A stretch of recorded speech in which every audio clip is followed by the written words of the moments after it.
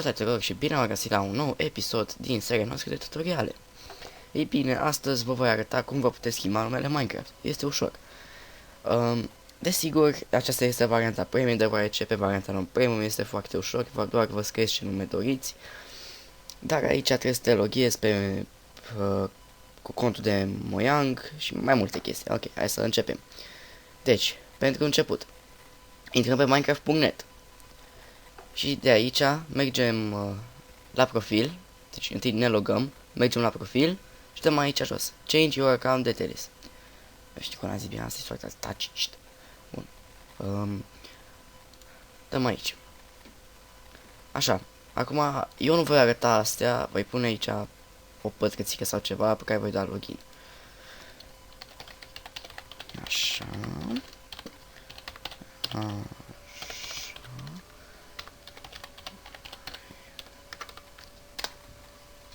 Bun.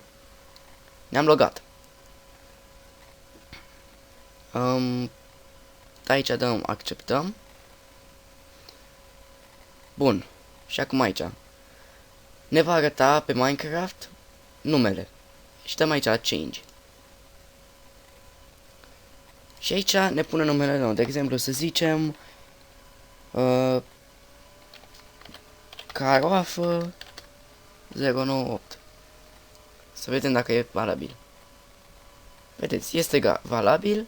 Ne punem din nou parola și dăm change name.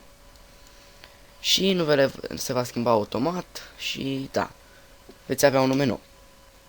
Desigur, dacă jucați pe servere non-premium, este recomandat să țineți același nume mereu ca să nu pierdeți contul sau așa ceva. Să nu pierdeți ce ați realizat pe acele servere, deoarece acelea nu sunt premium și na. No bine, eu vă mulțumesc pentru vizionare, sper că v-am ajutat și dacă v-am ajutat nu uitați să apăsați butonul de like și noi vom vedea data viitoare. Pa, pa!